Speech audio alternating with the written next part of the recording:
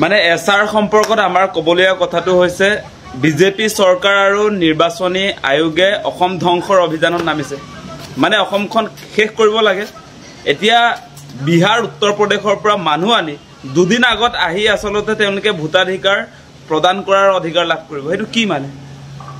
এতিয়া মানে অসমৰ ভৱিষ্যত এই উত্তৰ প্ৰদেশ বা বিহাৰৰ মানুহবিলাকে নিৰূপণ কৰিব নেকি?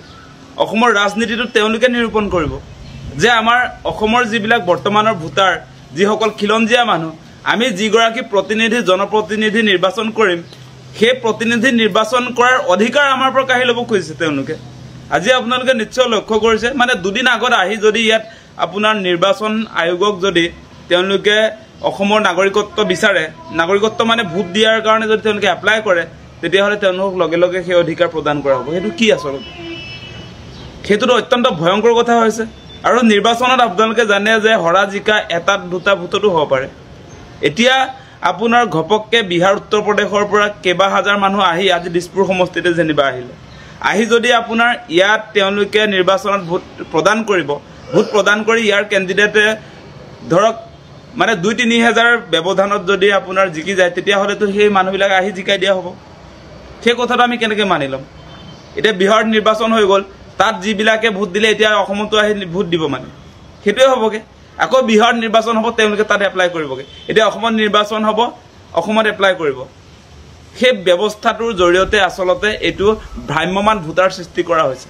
ভ্ৰাম্যমান ভোটাৰ মানে একাংশ এই যি উত্তৰ প্ৰদেশ বিহাৰৰ যিবিলাক শ্ৰমিকে অসম বা বিভিন্ন ৰাজ্যত কাম কাজ কৰি থাকে, সেই মানুহবিলাকে ধৰক এতিয়া নিজৰ নিজৰ ৰাজ্যত ভোটদান কৰিলে, তাৰ পাছত এতিয়া অসমত বা বিভিন্ন ৰাজ্যত যেতিয়া নিৰ্বাচন অনুষ্ঠিত হ'ব, তেওঁলোকে তাতো ভোটদান কৰিব আৰু আপোনাৰ বিহাৰতো ভোটদান কৰিব।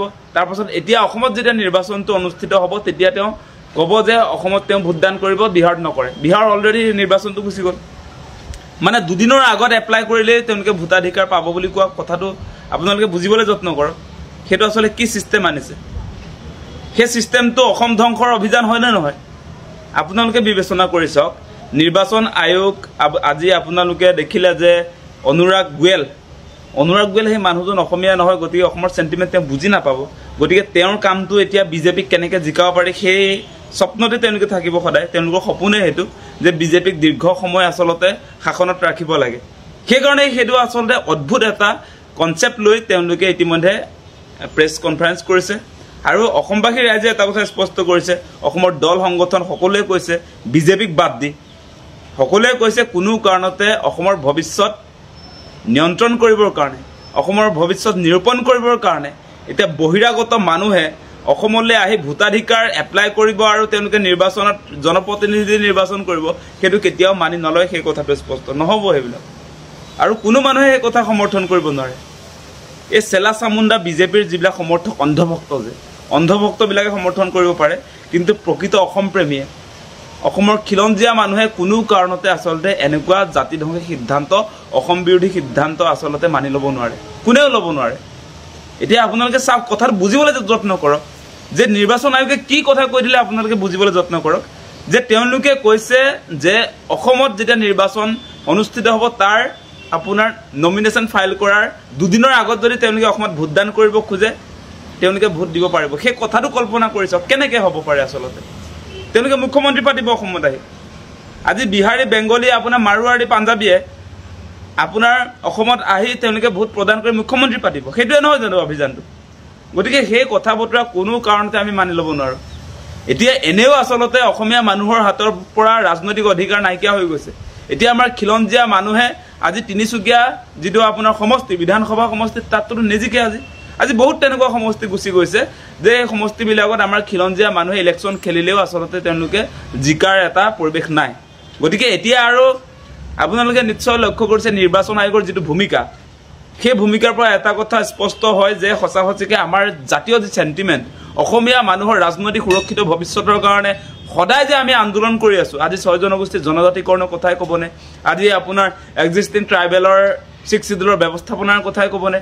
আজি আমাৰ যিবিলাক দাবী, আমি অসমীয়া মানুহৰ সুৰক্ষিত ভৱিষ্যতৰ কাৰণে আমাৰ পলিটিকেল ৰাইটছ, আজি অৰ্থনৈতিক যিবিলাক ক্ষমতা, সেই কথা বতৰাত আমি চিন্তিত হৈ আছোঁ।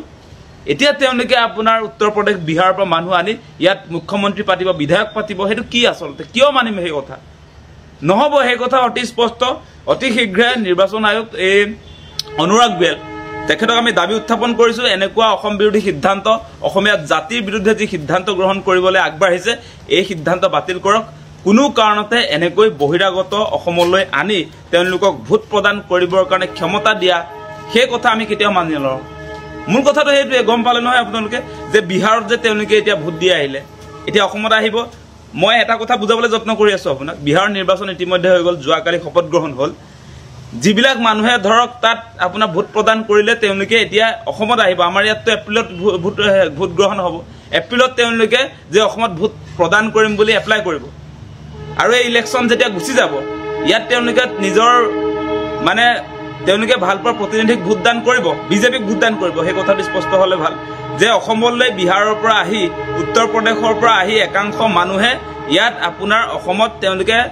নিজৰ পছন্দৰ বিজেপি প্ৰাৰ্থীবিলাকক ভোট প্ৰদান কৰিব তাৰ পাছত এই ইলেকশ্যন যে এপ্ৰিল মাহত হ'ব ২৬ চনৰ তাৰ পাছত তেওঁলোকে ইয়াতে কাম কাজ কৰি থকাবিলাক থাকিলে বা যিবিলাকে কাম কাজ কৰি থকা নাই সেইবিলাক গুচি গ'ল নিজৰ ৰাজ্যতে তাৰ পাছত আকৌ যেতিয়া আপোনাৰ বিহাৰ বা উত্তৰ প্ৰদেশৰ নিৰ্বাচন আহিব তেতিয়া তেওঁলোকে ক'ব যে আমি উত্তৰ প্ৰদেশ বা বিহাৰতহে ইলেকশ্যনত ভোট প্ৰদান কৰিম আৰু অসমত যি ভোট প্ৰদান কৰিলে এইটো তেওঁলোকে কৰ্তন কৰিব কি ব্যৱস্থা আচলতে এইবিলাক আপোনালোকে এই কথাটো বুজি লওক যে এইটো আচলতে বিজেপিৰ ফালৰ পৰা নিৰ্বাচন আয়োগে কি উপহাৰ দিব খুজিছে নাজানো এনেকুৱা মোবাইল ভোটাৰ মানে ভাম্যমান ভোটাৰ একাংশক লৈ তেওঁলোকে চৰকাৰ গঠন কৰিবৰ কাৰণে এটা পৰিকল্পনা ইতিমধ্যে প্ৰস্তুত কৰি বিহাৰৰ নিৰ্বাচনতো সেই প্ৰেক্টিছ কৰিছে বুলি আমি ইতিমধ্যে খবৰ লাভ কৰিছোঁ আৰু এতিয়া তেওঁলোকে অসমত কৰিব আৰু বেলেগ বেলেগ ৰাজ্যত বিজেপি দলক মানে শাসনলৈ আনিবৰ কাৰণে তেওঁলোকে এই যিটো এজেণ্ডা হাতত লৈছে সেইটো অসমত কোনো কাৰণতে নহ'ব ভাৰতত কোনো ৰাজ্যত আচলতে এই প্ৰেক্টিছ হোৱা উচিত নহয় আৰু অসমততো আমি মানি নলওঁ সেই কথাটো আমি স্পষ্ট কৰি দিছোঁ